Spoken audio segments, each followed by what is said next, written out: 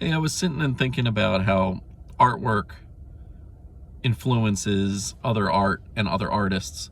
Um, Myself personally, when I was younger and I would write, I would stay up late at night listening to music. A lot of times it was Chris Cornell, Soundgarden, that kind of stuff. And then later on it was his solo work, Audio Slave, stuff like that. And then more recently, with his passing, unfortunately, I do listen a lot to his uh, covers that they released post his death. But I never met him. I never got to see him perform live. He never knew I existed.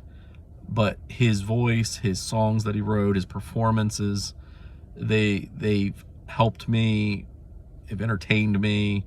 While I was writing, they were, right there with me. They're an integral part, even though I may never have written a story or something about him or his songs. That artwork is somehow infused in my writings and in my life, in my experience. And that's just one example. I mean, there's other musicians, Candlebox, Stone Temple Pilots, tons of other ones, and that goes for all of us in all forms of art, I believe. And another example in my life, there early on when I was young, I remember we bought a Dungeons and Dragons Commodore 64 game, I believe. I wish I could remember which one, but there was artwork of a skeleton like breaking down a door. There's bats flying behind him, and that image always stuck with me.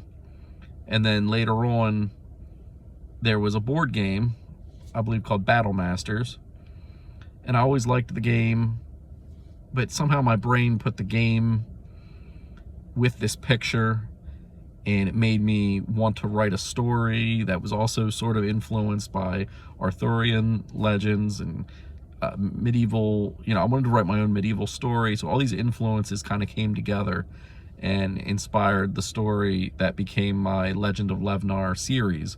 I ended up, if I had never seen that picture, if I had never bought that game, if I had never played that board game, I don't know if those books, those stories would have existed, the ones that I've written. And if they did, they would certainly be different. The visuals, in my head would be different.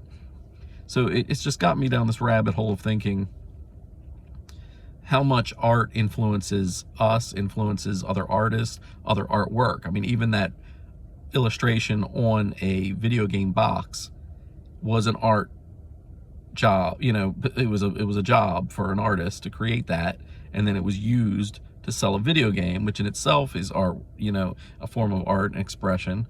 So it's just weird how all these things interweave and how they relate, and how the guy who, or female, I don't know who created that artwork. I actually have a picture of it, a print of it now, framed, and I keep it because it did influence me in a lot of my writing at that time. When that person wrote that or drew that, they had no idea I existed. And they might have done it before I existed. I don't know when it was created. But you don't know who your artwork is going to affect.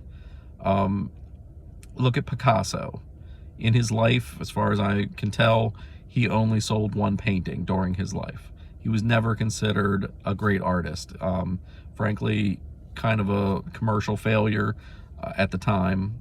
He had a lot of issues, and I believe committed suicide at 37, if I remember correctly, and only selling one painting, which is such a shame. I mean, just for a person, let alone someone who now we know of that stature, who's now regarded as one of the greatest and most recognizable artists, maybe of all time. But we just don't know. He didn't know that at the time. We don't know who our artwork is going to touch. We don't know who our music is going to inspire. And it may seem unrelated, but it made me think of this. Get your artwork out there. Get it out there.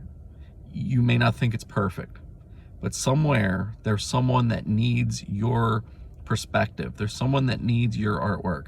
There's someone that needs to see that to inspire another level, another generation, another version of what you're creating. It doesn't have to be perfect. Art rarely is, and that's why it's subjective. And even a perfect, if there was such a thing, artwork would still be subjective, and there'd be people who hate it. There's people who hate The Godfather. There's people who love, Freddie got fingered or whatever like that. Like, art is subjective. It doesn't exist in a vacuum. The viewer, the listener, the reader brings their own experiences as well. But it just, this whole rant, I'm going to tie it up with this. If those other artists hadn't created their artwork, our lives would not be as rich as they are now.